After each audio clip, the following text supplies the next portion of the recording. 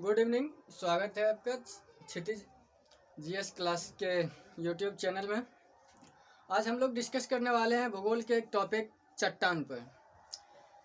चट्टान क्या है, इसमें हम जानेंगे कि चट्टान क्या है, चट्टान कितने प्रकार के होते हैं, चट्टान का क्या सब उपयोग होता है, चट्टान का निर्माण कैसे होता है, चट्टान की विशेषताएं क्या है, इन सब के बारे में जानेंगे।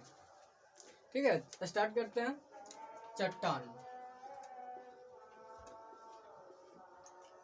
चट्टान पहले तो ये जानेंगे कि चट्टान है क्या, चट्टान किसे कहते हैं। पहला क्वेश्चन कि चट्टान क्या है। तो चट्टान के बारे में बस इतना जान के, वे समस्त पदार्थ जिनसे भूपर्पट्टी का निर्माण होता है, वे समस्त पदार्थ भूपर्पट्टी 1600 किलोमीटर गहराई तक जितने भी पदार्थ हैं चट्टान के कहलाएंगे। ठीक है, वे समस्त पदार्थ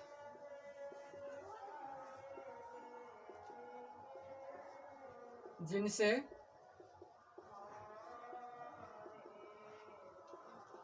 भूपर्पट्टी का निर्माण होता है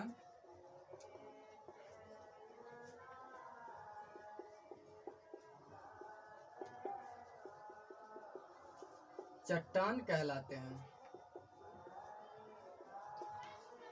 कितने किलोमीटर गहराई तक? 16 किलोमीटर गहराई तक। 16 किलोमीटर गहराई तक में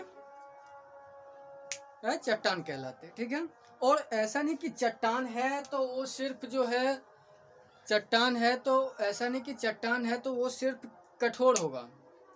ठीक है, नरम भी हो सकता है और कठोर भी हो सकता है। ठीक है, समझ गए कि चट्टान क्या है, चट्टान किसे कहते हैं, चट्टान। ठीक है, अब जानेंगे कि चट्टान के प्रकार कितने, चट्टान के टाइप्स के बारे में जानेंगे। लेते हैं अब और ये चट्टान जो होता है, चट्टान का निर्माण मुख्य रूप से खनिज से मिलकर के होता है। चट्टान का निर्माण किससे होता है? खनिज से मिलकर के होता है। किससे होता है? खनिज से मिलकर, खनिज से मिलकर के चट्टान का निर्माण होता है। और मुख्य रूप से जो खनिज पाए जाते हैं वो होते हैं फेल्सपार और दूसरा होता है क्वार्ज। फेल्सपार और क्वार्ज, ये दो खनिज मुख्य रूप से पाए जाते हैं। इसके अलावे भी पाया जाता है पोटेशियम, सोडियम, एल्युमिनियम, ये सब भी पाए जाते हैं। और सारा खनिज तो चट्टानों से ही मिलता है, क्योंकि चट्टान का निर्माण ही खनिज से हुआ है, तो सब तरह का खनिज होगा इसमें। ठीक है, लेकिन मुख्य रूप से ये। अब बात करते हैं आगे कि इसका, अब चट्टान का अध्ययन जो करते हैं, चट्टान के अध्ययन के बारे में। चट्टान का अध्ययन जो होता है, जैसे कि हम जीवित चीज के बारे में अध्ययन करते हैं, जीव विज्ञान के अंतर्गत रसायन का अध्ययन करते हैं, रसायन शास्त्र के अंतर्गत, उसी तरह से चट्टान के बारे में जो अध्ययन करते हैं, तो चट्टान का अध्ययन क्या कहलाता है? चट्टान का अध्ययन कहलाता है पेट्रोलॉजी। क्या कहलाता है? पेट्रोलॉजी। चट्टान का अध्ययन कहलाता है पेट्रोलॉजी। पूरा इजीली लेना है, ऐसा नहीं कि बोझ के टाइम में समझना है, रटना नहीं, समझना है। ठीक है, अब बारी बारी से हम एक बार फिर से रिपीट कर देते हैं। चट्टान की क्या है? वे समस्त पदार्थ जिनसे भूपर्पट्टी का निर्माण हुआ है चट्टान कहलाता है। और भूपर्पट्टी का मतलब ये नहीं कि ऊपरी परत से 1600 किलोमीटर 1600 किलोमीटर नहीं, 16 किलोमीटर गहराई तक में होता है चट्टान का निर्माण होता है। ठीक है, अब इसका निर्माण, इसमें निर्माण इसमें होता है क्या, किससे होता है? खनिज से इसका निर्माण होता है। किससे होता है? खनिज से। और खनिज में मुख्य रूप से फेल्सपार और क्वार्ज पाए जाते हैं। और चट्टान का अध्ययन क्या कहलाता है? पेट्रोलॉजी कहलाता है। ठीक है, हाँ, चलिए अब चलते हैं चट्टान के प्रकार पे, टाइप्स ऑफ पता है, रॉक्स बोलते हैं, रॉक्स रॉक्स बोलते हैं शायद। ठीक है, चट्टान। तो चट्टान के प्रकार के बारे में जानेंगे, इनका वर्गीकरण करेंगे, चट्टान कितने प्रकार का है और क्या सब है। तो वर्गीकरण करते हैं इनका, तो चट्टान तीन तरह का चट्टान कौन सब है? आग्नेय, दूसरा है अवसादे, और तीसरा है रूपांतरित।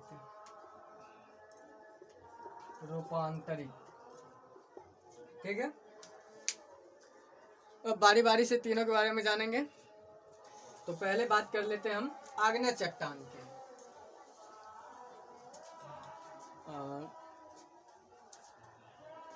जब हम पृथ्वी की आंतरिक संरचना के बारे में अध्ययन कर रहे थे तो ये पढ़े थे कि पृथ्वी के अंदर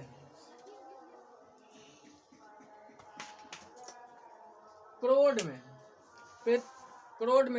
में चूंकि ठोस अवस्था में पाई जाती है सारी चीजें, तो पृथ्वी के अंदर क्या होता है कि लावा और मैग्मा जो ज्वालामुखी के रूप में बाहर निकलते हैं। ठीक है, तो ज्वालामुखी के रूप में क्या होता है, लावा और मैग्मा जो बाहर निकलते हैं। तो आग्नेय चट्टान का निर्माण कैसे होता है? आग्नेय चट्टान का निर्माण कैसे होता है? पृथ्वी के आंतरिक भाग से, पृथ्वी के आंतरिक भाग से लावा और मैग्मा के निकलने के पश्चात उसके ठंडा होने से क्या होता है, आग्नेय चट्टान का निर्माण होता है। ठीक, अब चलिए बारी बारी से अध्ययन करते हैं। पहले आग्नेय चट्टान को पढ़ते हैं। आग्नेय चट्टान में जानेंगे कि इसका निर्माण कैसे होता है।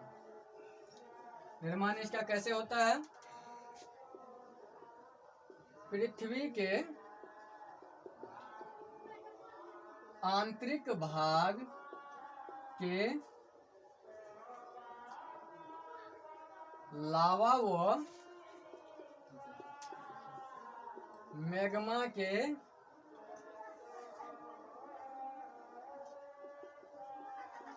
बाहर निकलने के बाद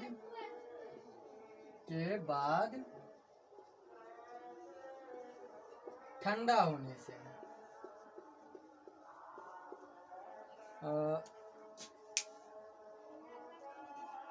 ठीक है, लावा के और मैग्मा के बाहर निकलने के बाद उसके ठंडा होने से क्या होता है, चट्टान का निर्माण होता है। ठीक है, अब ये लावा और मैग्मा निकलने से ज्वालामुखी, जब ज्वालामुखी के बारे में पढ़ेंगे तब जो है कि इसके बारे में डिटेल से जानेंगे। अभी सिर्फ इतना जान लेते हैं कि लावा और मैग्मा से के निकलने से इसका निर्माण होता है। ठीक है, अब चलते हैं इसके निर्माण के बारे में जान लेते हैं। अब इसकी विशेषता जानते हैं, क्या करते हैं, आग्नेय चट्टान की विशेषता के बारे में जानेंगे। तो पहली बात इनके विशेषता के बारे में जो हम जानेंगे कि अलग अलग टाइप से जानेंगे, जैसे कि इनके कण के आकार के बारे में जानेंगे। ठीक है, उसके बाद जो है कण के आकार के बारे में जानेंगे, फिर जानेंगे कि ये परतदार होता है या नहीं होता है, क्या होता है। तो चलिए एक एक करके इनकी विशेषता के बारे में जानते हैं। ठीक है, नोट डाउन कर सकते हैं।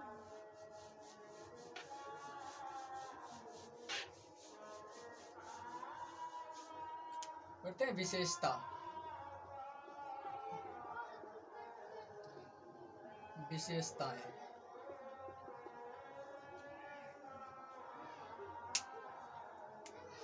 पहली विशेषता के बारे में बात करेंगे, ये कठोर होता है।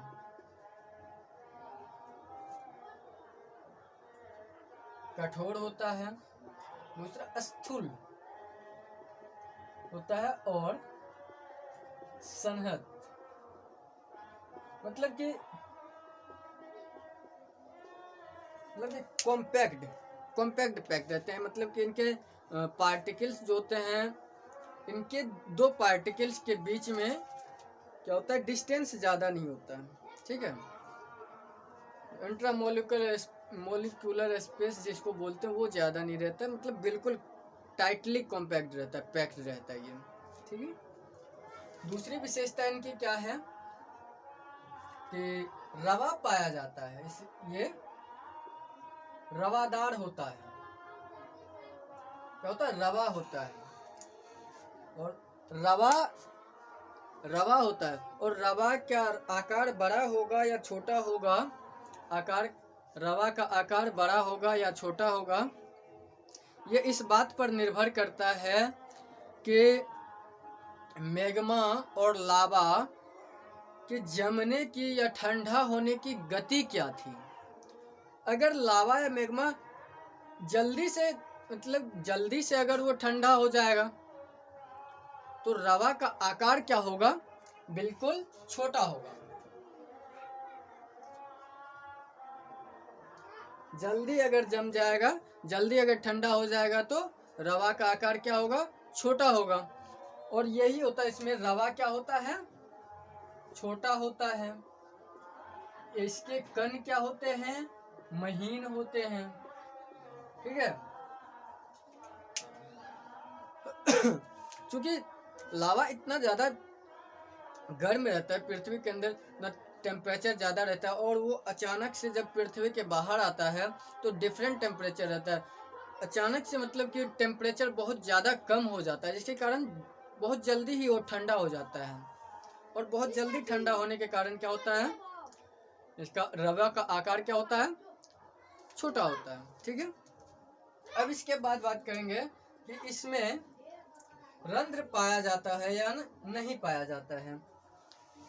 क्योंकि हम पहले बात कर चुके हैं कि ये कठोर होता है, स्थूल होता है, संहत होता है, कॉम्पैक्ट पैक होता है, टाइटली पैक्ड होता है, जिसके कारण क्या होता है, इनके दो कणों के बीच में ज़्यादा जगह नहीं पाया जाता है, जिसके कारण क्या होता है, ये इसमें रंध्र नहीं पाया जाता है, रंध्र नहीं पाया जाता है। और जब इसमें रंध्र नहीं पाया जाता है, जब इसमें रंध्र नहीं पाया जाएगा तो क्या होगा कि जल जो है सुगमता से प्रवेश,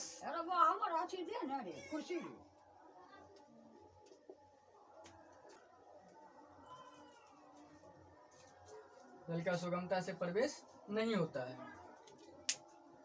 अब इसका अगला जो है, क्योंकि ये टाइट रहता है, इसमें क्या होता है, इसकी और एक विशेषता क्या है, इसमें लेयर नहीं पाया जाता है, लेयर का अभाव रहता है, लेयर नहीं पाया जाता है, लेयर नहीं पाया जाता है, ठीक है। इसमें लेयर नहीं पाया जाता है। और अब लास्ट वन है, ये है कि इसमें अपर्दन कम होता है, अपर्दन कम होता है, ठीक है। और इसमें ये अपर्दन कम होता है, और इसमें खनिज की बहुलता, मतलब बहुत अधिक मात्रा में, यूं कह कि मतलब जितने खनिज पाए जाते हैं टोटली, अधिकतर खनिज इन्हीं चट्टानों से प्राप्त होता है, ठीक है। चलिए इनको नोट डाउन कर लीजिए।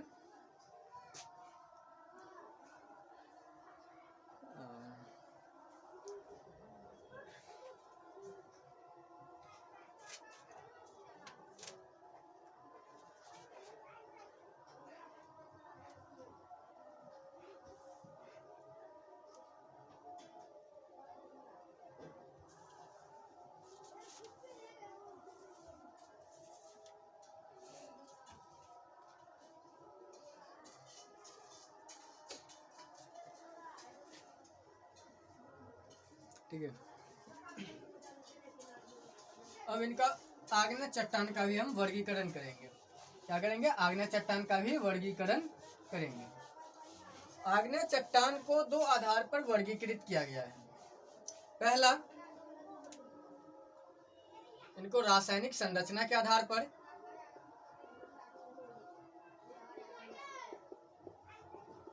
रासायनिक संरचना के आधार पर, और दूसरा स्थिति के आधार पर,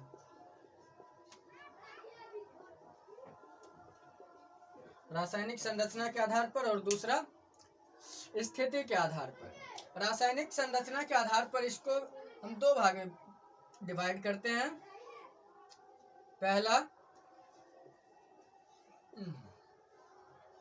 अम्लीय और दूसरा क्षारीय। ठीक है, रासायनिक संरचना के आधार पर हम इन्हें दो भागों में डिवाइड करते हैं, अम्लीय और क्षारीय।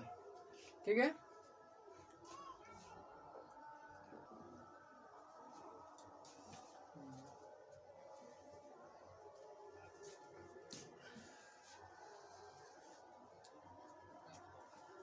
अम्लीय और क्षारीय। ठीक है, अम्लीय में क्या होता है, इसमें सिलिका की मात्रा 65 से 85% पाई जाती है। सिलिका की मात्रा 65 से 85% पाई जाती है। और अन्य तत्व जो होते हैं, अन्य तत्व में इसमें क्या सब होता है, सोडियम होता है, पोटेशियम होता है और एल्यूमिनियम होता है। सोडियम, पोटेशियम और एल्यूमिनियम पाए जाते हैं अन्य तत्व के रूप में। और इसकी जो एक और मतलब कि फिजिकल अपीयरेंस की बात करें तो इसमें क्या होता है कि इसका रंग हल्का होता है, रंग हल्का होता है। और क्या होता है, घनत्व, इसका घनत्व जो होता है वो कम होता है। इसका रंग हल्का, रंग हल्का होता है और घनत्व क्या होता है, कम होता है। ठीक है, हाँ मतलब देखिए, आग्नेय चट्टान को तो हम पढ़े कि आग्नेय चट्टान क्या है। ठीक है, अब उसके बाद आग्नेय चट्टान की पहले आग्नेय चट्टान की विशेषता को जाने, आग्नेय चट्टान का निर्माण कैसे होता है उसको जानेंगे। अब ये जानने का प्रयास करते हैं कि आग्नेय चट्टान का भी क्या प्रकार होता है। अगर होता है तो उनके वर्गीकरण का आधार क्या है, किन किन आधार पर उनको वर्गीकृत किया गया है। ठीक है, किन किन आधार पर उनको वर्गीकृत किया गया है और उन आधार के बारे में हम जान रहे हैं। तो पहला जो है कि रासायनिक संरचना के आधार पर हम जानने का प्रयास कर रहे हैं। तो रासायनिक संरचना के आधार पर ये दो तरह का होता है, क्षारीय और अम्लीय। तो अम्लीय में इसमें क्या होता है कि सिलिका की मात्रा जो होता है, सिलिका का मात्रा वो 65 से 85% तक होता है। और इसमें जो सिलिका के अलावे अन्य तत्व जो पाए जाते हैं वो होता है सोडियम, पोटेशियम और एल्यूमिनियम। ठीक है, सोडियम, पोटेशियम और एल्यूमिनियम। इनका रंग जो होता है हल्का होता है, मतलब होता है ना कि ब्राउन टाइप, क्या मतलब हल्का, ब्लैक नहीं होता है, डीप नहीं होता है। ठीक है, हल्का होता है और इसका घनत्व कम होता है। ये ज़्यादा कॉम्पैक्टली पैक्ड नहीं रहते हैं, कॉम्पैक्टली पैक्ड नहीं रहते हैं, घनत्व हल्का होता है, घनत्व इसका कम होता है। ठीक है, और अब इसके बाद जो है दूसरा क्या है, क्षारीय। दूसरा है क्षारीय। और इनका जो उदाहरण अगर देखें, किसका, अम्लीय, अम्लीय आग्नेय चट्टान का अगर उदाहरण देखें तो ग्रेनाइट और ऑब्सीडियन इनके उदाहरण है। ग्रेनाइट और ऑब्सीडियन, चलिए ले लेते हैं। ग्रेनाइट और ऑब्सीडियन,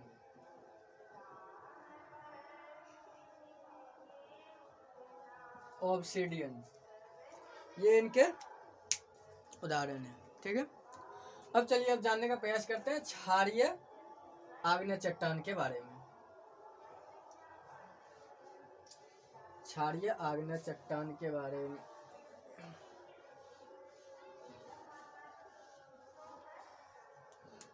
इसमें जो होता है सिलिका का मात्रा, सिलिका का मात्रा जो इसमें होता है वो कितना होता है, 40 से 60%। 40 से 60% सिलिका पाया जाता है और इसमें क्या होता है, अन्य तत्व के रूप में जो होता है, क्या सब होता है, अन्य तत्व के रूप में होता है लोहा, मैग्नीशियम, लोहा, मैग्नीशियम और चूना। सिलिका के अलावे ये तत्व पाए जाते हैं। ठीक है, क्या सब होता है, सिलिका होता है कितना, 40 से 60%, और अन्य तत्व क्या पाए जाते हैं, वो है लोहा, मैग्नीशियम और चूना। अब इसका जो है कि घनत्व जो होता है, इसका घनत्व ये क्या होता है, अधिक होता है, और इसका रंग क्या होता है, गहरा होता है। रंग क्या होता है, गहरा होता है, और घनत्व क्या होता है, अधिक होता है। ठीक है, देखिए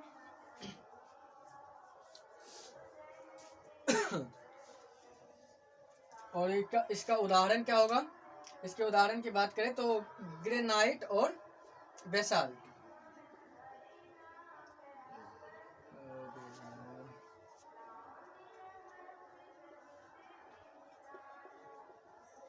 ग्रेनाइट और क्या, सॉरी, बेसाल्ट, इसको कट कर लीजिएगा, ग्रेनाइट नहीं होगा इसमें, बेसाल्ट और ग्रेबो होगा। ग्रेबो की जगह पे ग्रेनाइट बोल दिया, इसको कर लीजिएगा उदाहरण में, ग्रेनाइट नहीं होगा, ग्रेबो होगा और बेसाल्ट होगा, क्योंकि बेसाल्ट और ग्रेनाइट ये दोनों अलग अलग चीजें हैं। ठीक है, ठीक है, अब चर्चा करेंगे इसके स्थिति के आधार पर इसके वर्गीकरण के बारे में, स्थिति के आधार पर इसके वर्गीकरण के बारे में। ठीक है,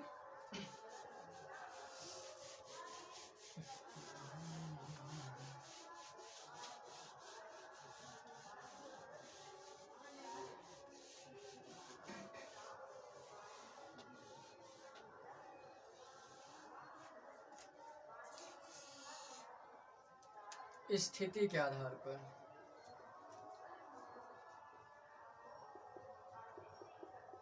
स्थिति के आधार पर इसको दो भागों में बांटा गया। कौन सब, तो बाह्य आग्नेय चट्टान और दूसरा आंतरिक, आंतरिक, बाह्य और आंतरिक। स्थिति के आधार पर दो प्रकार में बांटा गया है, बाह्य और आंतरिक। जैसे कि नाम से ही पता है कि बाह्य मतलब ये क्या होता है कि इस तरह के चट्टान का निर्माण, जिस चट्टान का निर्माण भूप्रपर्टी से बाहर होता है उसे बाह्य चट्टान कहते हैं, और जिसका पृथ्वी के अंदर होता है, भूप्रपर्टी के अंदर होता है, उसे हम आंतरिक चट्टान कहते हैं। ठीक है, बाह्य चट्टान में क्या होगा, ये पहली बात तो ये भूप्रपर्टी के बाहर होगा, भूप्रपर्टी के बाहर इसका निर्माण होगा। दूसरा, चूंकि भूप्रपर्टी से बाहर आने के बाद टेम्परेचर, मतलब पृथ्वी के अंदर की अपेक्षा टेम्परेचर बहुत कम होने के कारण ये बहुत जल्दी ठंडा हो जाता है। इसी वजह से क्या होगा, इसका रवा का आकार क्या होगा, रवा का आकार क्या होगा, छोटा होगा। रवा किस प्रकार का होगा, महीन होगा। ठीक है, इसके कण कैसे होंगे, महीन होंगे। रवा का आकार कैसा होगा, छोटा होगा। ठीक, अब ये जो है इसका उदाहरण लेते हैं, तो इसके उदाहरण के बारे में जानेंगे। तो ये होता है बेसाल्ट, इसका बेस्ट उदाहरण है बाह्य चट्टान का बेसाल्ट, और जिसको हम दक्कन के पठार में भी देख, दक्कन का पठार जो है एक बाह्य आग्नेय चट्टान है। ठीक है, बाह्य चट्टान है, बाह्य चट्टान है, बाह्य आग्नेय चट्टान। ठीक है, सिर्फ बेसाल्ट और कहाँ इसका मतलब सही उदाहरण, दक्कन का पठार, दक्कन का पठार। ठीक है, इसका उपयोग कहाँ से होता है, सड़क बनाने में, सड़क बनाने में भी इसका उपयोग होता है। उसके बाद जो है सड़क बना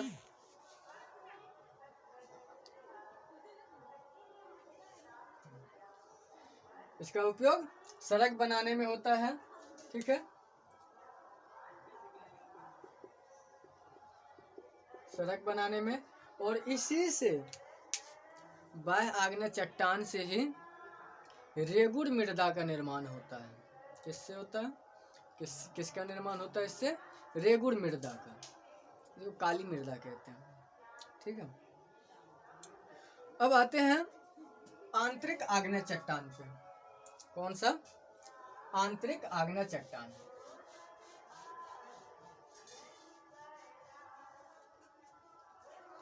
आंतरिक आग्नेय चट्टान, आंतरिक आग्नेय चट्टान, बैक हटा देते हैं। आंतरिक में भी अब दो तरह का होगा, एक होगा पातालीय और दूसरा होगा मध्य स्थित या मध्यवर्ती, मध्यवर्ती, पातालीय और मध्यवर्ती। ये कैसे होता है कि पृथ्वी के बहुत अंदर, पृथ्वी के काफी अंदर इसके जम जाने के कारण, लावा के ठंडा हो जाने के कारण जो चट्टान का निर्माण होता है उसको बोलते हैं पातालीय चट्टान। इसका क्या होगा आकार, इसके रवा का आकार क्या होगा, पृथ्वी के बहुत अंदर, पृथ्वी के बहुत अंदर रवा का आकार क्या होगा, बहुत बड़ा होगा, बहुत बड़ा होगा। बहुत बड़ा क्यों होगा, क्योंकि इसमें टेम्परेचर जो होता है मतलब सडनली कम नहीं होता है, तो इसको ठंडा होने में क्या होता है समय लगता है, और समय लगने के कारण होता है और पहले जाने हैं हम कि रवा का आकार, चट्टान के रवा का आकार इस बात पर निर्भर करता है कि उसके ठंडा होने की गति क्या थी। ठीक है, तो ये देर से ठंडा होता है, इसलिए इसके रवा का आकार क्या होगा, बड़ा होगा।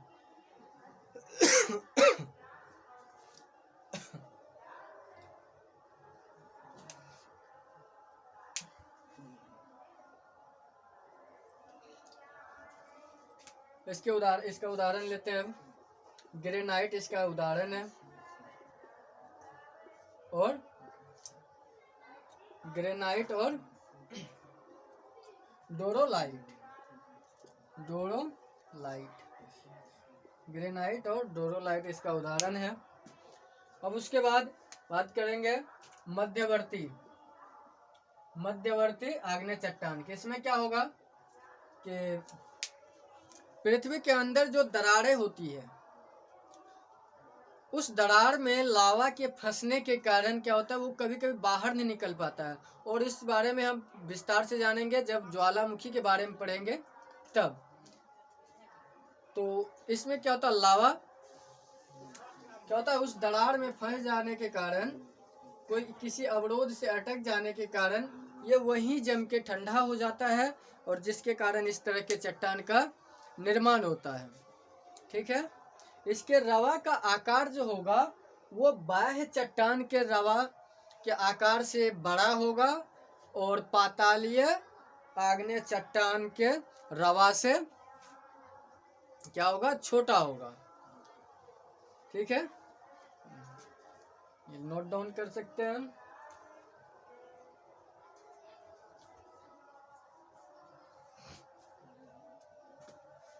नोट डाउन कर लीजिए।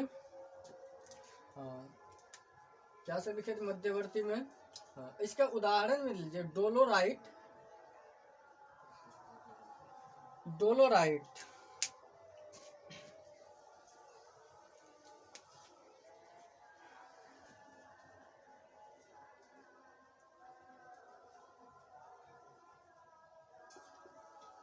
डोलोराइट, राइट और पेग्मेटाइट, पेग्मेटाइट, ठीक है, जल्दी, डोलोराइट और पेग्मेटाइट, ठीक है।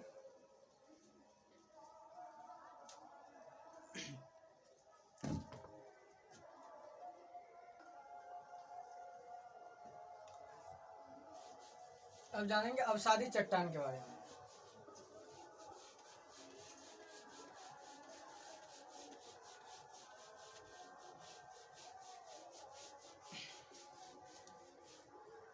इसके बारे में जानेंगे अब अवसादी चट्टान।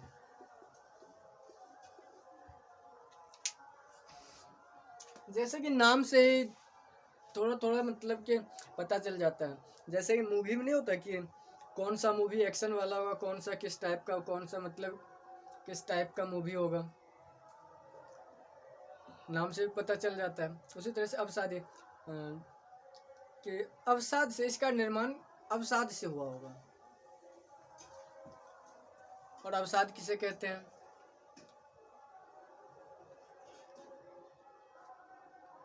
मतलब किसी कारक के द्वारा लाए गए निक्षेप, वो कारक कुछ भी हो सकता है, पानी हो सकता है, हवा हो सकता है, ठीक है, तो उसके द्वारा लाए गए निक्षेप से इसका निर्माण होता है, इस तरह के चट्टान का, ठीक है। तो इसके पहले डेफिनेशन के बारे में जान लेंगे। विभिन्न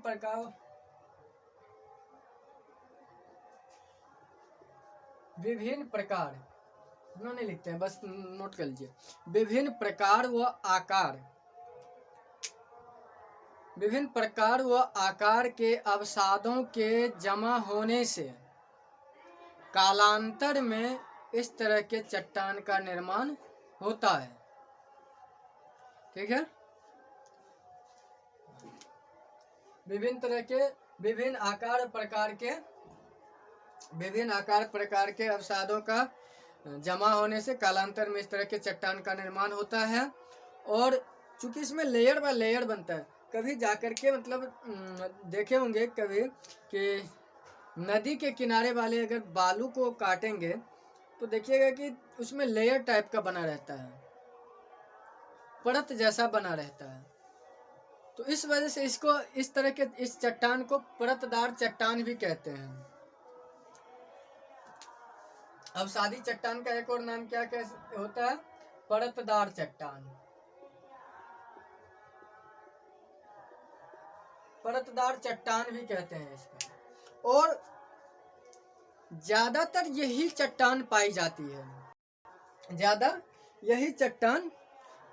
आग्नेय चट्टान या और जो होता है रूपांतरित चट्टान, इस सब की अपेक्षा यही पाया जाता है। भूप्रपर्टी के पूरे आयतन का 5% ही जो है अवसादी चट्टान है। भूप्रपर्टी के आयतन का क्या? भूप्रपर्टी के आयतन का केवल 5% ही है। अवसादी चट्टान कितना है? भूप्रपर्टी के आयतन का केवल 5% ही है। लेकिन ये क्या है? तो पृथ्वी के या धरातल के 75% क्षेत्र को घेरा हुआ है। आयतन का परतदार चट्टान क्या है? भूप्रपर्टी के आयतन का 5% है, लेकिन धरातल के 75% भाग को घेरा हुआ है, ठीक है। अब इसकी विशेषता के बारे में जानते हैं।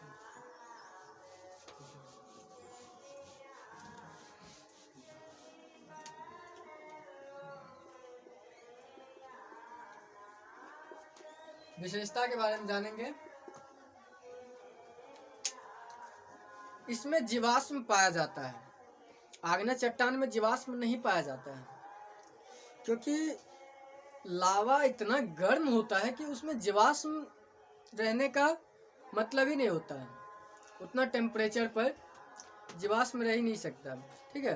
तो उसमें जीवाश्म नहीं पाया जाता, लेकिन इसमें क्या होता है, जीवाश्म पाया जाता है, ठीक है। तो पहली विशेषता क्या होता है, इसमें जीवाश्म पाया जाता है, जीवाश्म पाया जाता है, ठीक है। उसके बाद ये रवा विहीन होता है, रवा विहीन होता है, लेकिन रवा विहीन होता है क्योंकि इसमें रवा नहीं बल्कि परत पाए जाते हैं, लेयर पाए जाते हैं, ठीक है। रवा विहीन होता है। उसके बाद परत जो होता है,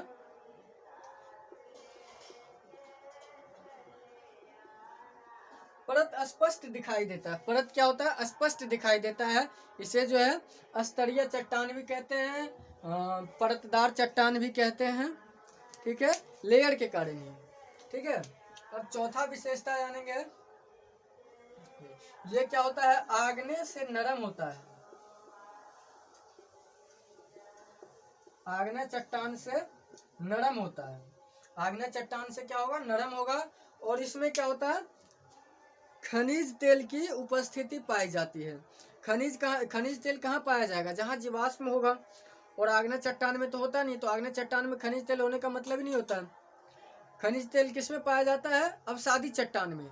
और ऐसा नहीं कि पूरा अवसादी चट्टान है तो उस पूरे में होगा। तो खनिज तेल बनेगा कहाँ, खनिज तेल बनने के लिए जो अनुकूलन की स्थिति होनी चाहिए, दो ऐसा परत, अवसादी चट्टान का दो ऐसा परत जो इम्परमेबल हो। परमेबल मतलब उसको हिंदी में क्या बोलते हैं, जिससे मतलब ऐसा परत जिससे कि इस साइड से मतलब कोई ऐसा परत जो अपने से हो करके किसी दूसरे कण को गुजरने नहीं देता हो, उसे हिंदी में अप्रवेश्य, अप्रवेश्य कहते हैं। दो अप्रवेश्य परत के बीच में, दो अप्रवेश्य परत के बीच में जब एक प्रवेश्य परत पाया जाता है, तो ऐसी स्थिति में खनिज तेल बनने का बहुत चांसेस रहते हैं कि बनेगा, और बनता है। ऐसे यही अनुकूलन की स्थिति, खनिज तेल की बनने के अनुकूलन की स्थिति यही है कि दो अप्रवेश्य परत के बीच में एक प्रवेश्य परत होता है, ठीक है। अब इसके अनुकूलन, अब इसका आर्थिक महत्व क्या है, आर्थिक महत्व, आर्थिक महत्व से पहले मतलब इसका जान लेंगे कि इनका भी वर्गीकरण किया गया है, ठीक है। इसका भी वर्गीकरण क्या है, पहले इसको ले लेते हैं वर्गीकरण। ये अगर हो गया तो ठीक है।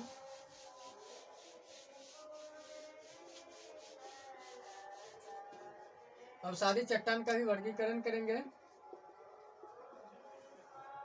अवसादी चट्टान का भी वर्गीकरण करेंगे। पहला कैसे करेंगे, निर्माण पद्धति के आधार पर करेंगे। निर्माण पद्धति के आधार पर इसका वर्गीकरण करेंगे।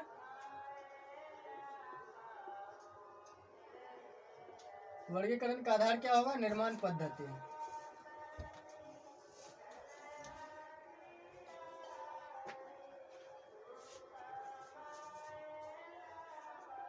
यांत्रिक रूप से निर्मित, दूसरा कार्बनिक, और तीसरा रासायनिक।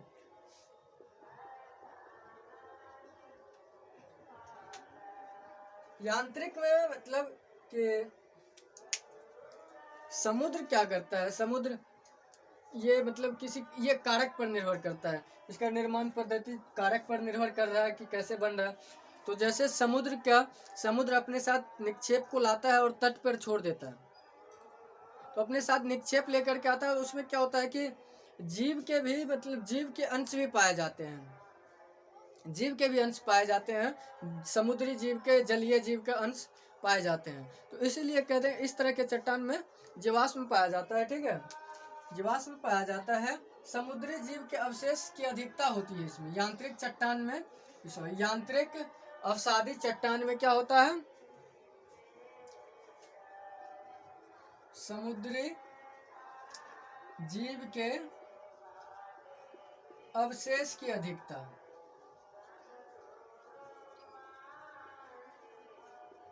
समुद्री जीव के अवशेष की अधिकता होती है और इसका उदाहरण है बालू शामक।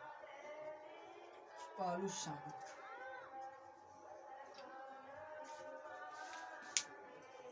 ठीक है। अब अगला है कार्बनिक। कार्बनिक में किस चीज की अधिकता होगी? इसमें पेड़ पौधा, इसमें कार्बनिक तत्व की प्रधानता होती है। कार्बनिक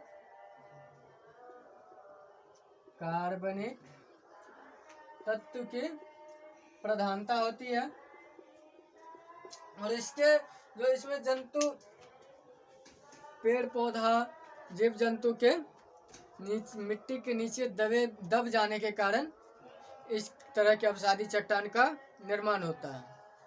जैसे कि कभी कभी लैंड स्लाइड होता है और पूरा का पूरा जंगल जो है उसके अंदर मतलब दब जाता है। कभी कभी होता है कि मतलब किसी क्षेत्र पर गिरता है और वहाँ आदमी, मानव, जीव जंतु, जो पेड़ पौधा होता है, सब क्या होता है, पूरे अंदर दब जाता है और रेस्क्यू करके निकालते हुए तो मनुष्य को ही निकालते, पेड़ पौधा को तो निकालते नहीं। उस तरह से जब यही समय में, ऐसा नहीं कि दब गया और 10 साल 20 साल या 100 साल के बाद, हजारों साल लग जाते हैं उनको, ठीक है। तो कार्बनिक तत्व की प्रधानता होती है। जीव जंतु और वनस्पति,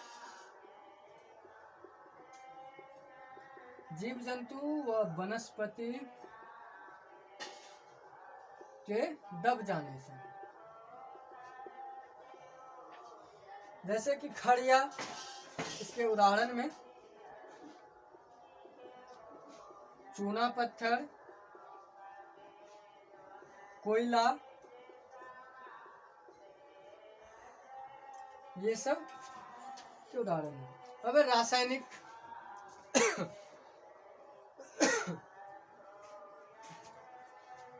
रासायनिक,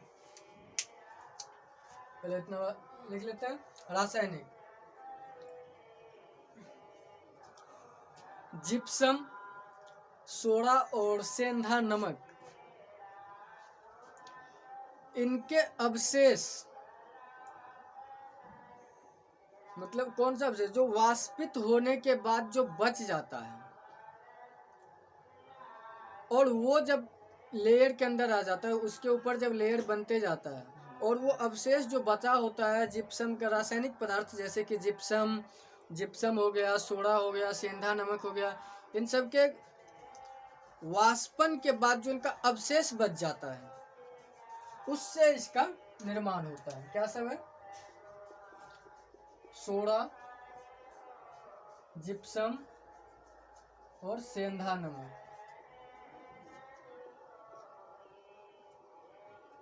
इन सब के अवशेष से घोल को के जमा होने, इस सब का घोल के जमा होने और उसका मतलब वाष्पीकरण के बाद जो अवशेष बच जाता है, उससे इस तरह के चट्टान का निर्माण होता है।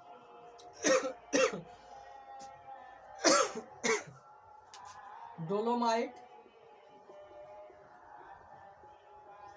पोटास, ये सब क्या है? इनके एग्जाम्पल है डोलोमाइट और पोटास, ठीक है। अब बात करते हैं इसके आर्थिक महत्व पे। ग्रेनाइट का मतलब सबसे ज्यादा आर्थिक महत्व ग्रेनाइट का होता है, क्योंकि उसमें बहुमूल्य पदार्थ सब भी उसी में पाए जाते हैं। बहुमूल्य खनिज सब, सोना हो गया, जैसे हीरा हो गया, प्लेटिनम हो गया, ये सब ग्रेनाइट में पाया जाता है। लेकिन इसका अवसादी चट्टान के भी ढेर सारे आर्थिक उपयोग होते हैं, इनकी ढेर सारी आर्थिक रूप से भी ये महत्वपूर्ण होते हैं, ठीक है।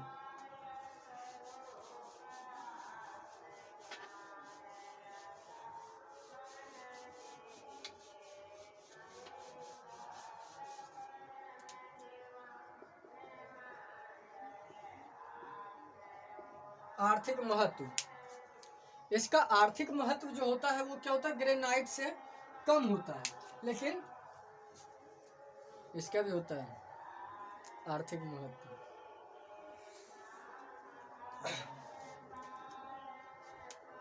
ठीक है, इसमें जैसे कि लोहा हो गया, उसके बाद इमारती पत्थर हो गया, इमारती पत्थर हो गया, ये सब जो है इसमें। उसके बाद इमारती पत्थर तो हो गया संगमरमर, संगमरमर, कोयला,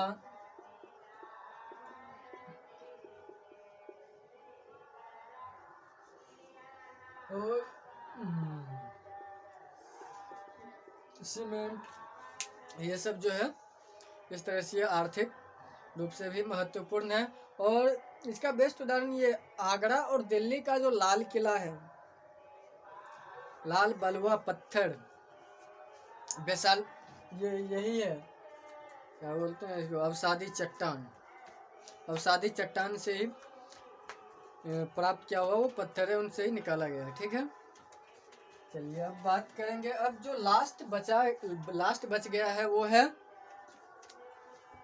है कौन सा चट्टान, रूपांतरित चट्टान।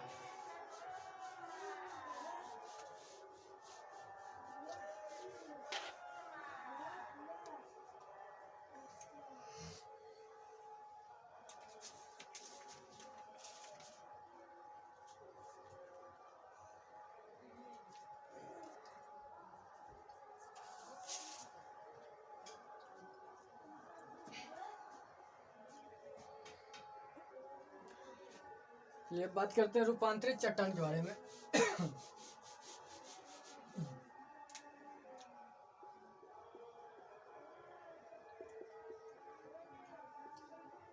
रूपांतरित चट्टान,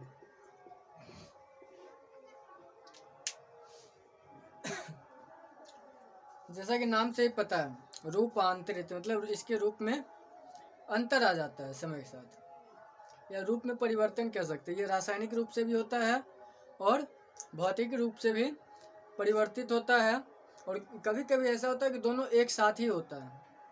ठीक है, जानेंगे रूपांतरित चट्टान क्या है।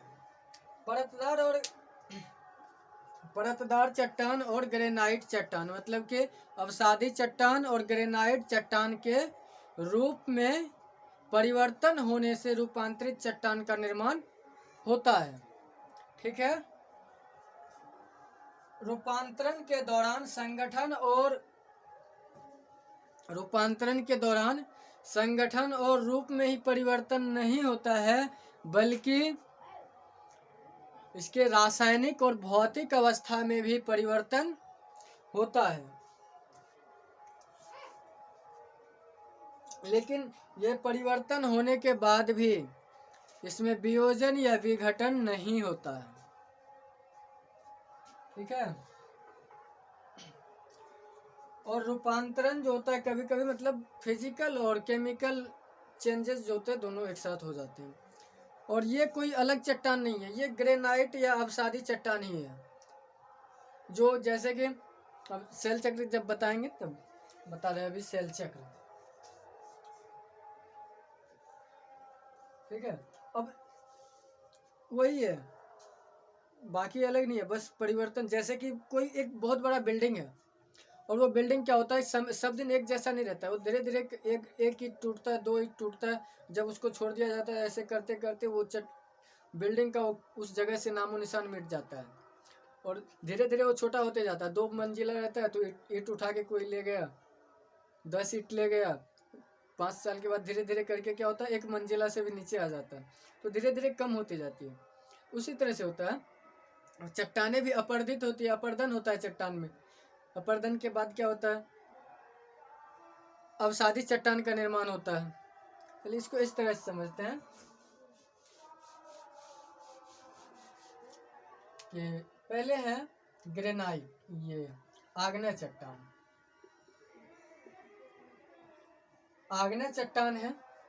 आग्नेय चट्टान का निर्माण कहाँ से हुआ है, लावा से। पृथ्वी के केंद्र से क्या हुआ, लावा बाहर निकला, पृथ्वी के केंद्र से लावा बाहर निकला और किसका निर्माण किया? आग्नेय चट्टान का। अब आग्नेय चट्टान पर दाब व ताप, दाब और ताप के कारण क्या होता है? इसमें परिवर्तन होने के कारण ये क्या हो जाएगा? रूपांतरित चट्टान।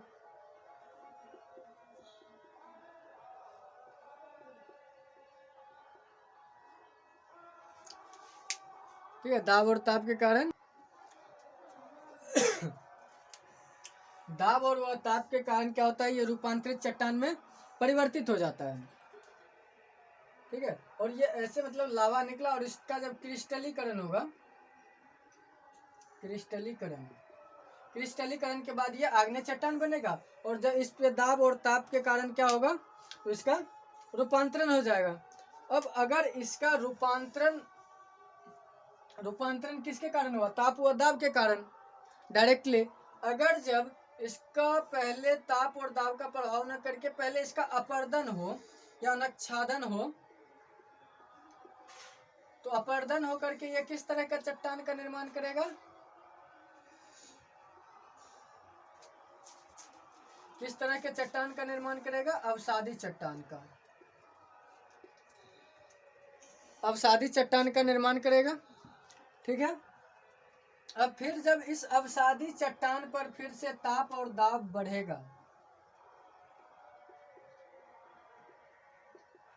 ताप व दाब बढ़ेगा, तो ये फिर से अवसादी चट्टान किस में परिवर्तित हो जाएगा? कायांतरित चट्टान में। उसके बाद अब ये रूपांतरित चट्टान से क्या होगा? रूपांतरित चट्टान से भी डायरेक्टली लावा बन जाएगा गलन के बाद। गलन कैसे होगा? तो जब जानते हैं दो प्लेट आपस में टकराती है, उस टाइम जिस प्लेट का घनत्व ज़्यादा होता है, मतलब जिस प्लेट का घनत्व ज़्यादा होता है वो क्या होता है? नीचे की ओर धंस जाता है, और दूसरा प्लेट जिसका घनत्व कम होता है वो ऊपर की ओर चढ़ जाता है। तो ये नीचे वाला प्लेट जो अंदर जाता है, तो अंदर में टेम्परेचर अधिक होने के कारण ये गल जाता है, पिघल जाता है। यही फिर से क्या होता है? लावा बन जाता है। ठीक है, तो गलन के कारण क्या होगा? फिर से ये लावा बन जाएगा और यहाँ से डायरेक्टली अवसादी चट्टान में क्या होगा? गलन के बाद लावा बन जाएगा। तो इससे क्या, ये क्या है कि लावा से पहले आग्नेय चट्टान का निर्माण, आग्नेय चट्टान का जब अपर्दन होगा, आग्नेय चट्टान का अपर्दन होगा तो अवसादी चट्टान बनेगा, और अवसादी चट्टान बनने के बाद ये क्या होगा? अगर यहीं से इसका गलन हो गया, यहीं से ये अगर प्लेट के टकराने के कारण अंदर चले गया, तो लावा बन जाएगा फिर से, और फिर से क्या होगा? ये आग्नेय चट्टान के रूप में फिर से परिवर्तित होकर के रूप में बाहर आएगा। अगर नहीं तो क्या होगा? फिर से क्या होगा? ताप व दाब के कारण फिर से क्या होगा? ये रूपांतरित चट्टान बन जाएगा। और हो सकता है रूपांतरित चट्टान बनने के बाद इसका गलन हो, फिर से ये लावा बन के फिर से आग्नेय बन जाएगा, आग्नेय चट्टान के रूप में फिर से प्राथमिक चट्टान बन के आएगा। या ये भी हो सकता है कि डायरेक्टली आग्नेय चट्टान पर ही ताप और दाब के प्रभाव से ये क्या हो? रूपांतरित चट्टान बनने के बाद हो जाएगा, रूपांतरित चट्टान बनेगा। ठीक है, और यहाँ पर रूपांतरित चट्टान, अगर आग्नेय चट्टान के बाद डायरेक्ट रूपांतरित चट्टान बनेगा, तो रूपांतरित चट्टान का भी अनक्षादन या अपर्दन होने के कारण ये अवसादी चट्टान बनेगा, और फिर से ये लावा बन के आग्नेय चट्टान। इस तरह से हम लोग शैल चक्र, आज चट्टान के बारे में पूरी प्रक्रिया जाने, चट्टान क्या है, चट्टान किसे कहते हैं, चट्टान के प्रकार के बारे में जाने। और अगली वीडियो मिलते हैं फिर अगली क्लास में। ठीक है, और ऐसे ही मतलब अगर एक दिन पॉलिटी तो दूसरा दिन कोई अदर सब्जेक्ट। फिलहाल मैंने अभी ज्योग्राफी लिया है दूसरा सब्जेक्ट के रूप में। हाँ, मुझे हिस्ट्री लेना चाहिए था, लेकिन चलिए कोई नहीं। सब्जेक्ट कॉम्बिनेशन मायने रखता है, मैं ये नहीं कहता हूँ मैंने नहीं रखता, सब्जेक्ट कॉम्बिनेशन बहुत मायने रखता है। फिर भी चलिए कोई बात नहीं, इसको पहले ख़त्म कर लेते हैं, उसके बाद दूसरी सब्जेक्ट लेंगे, ठीक है।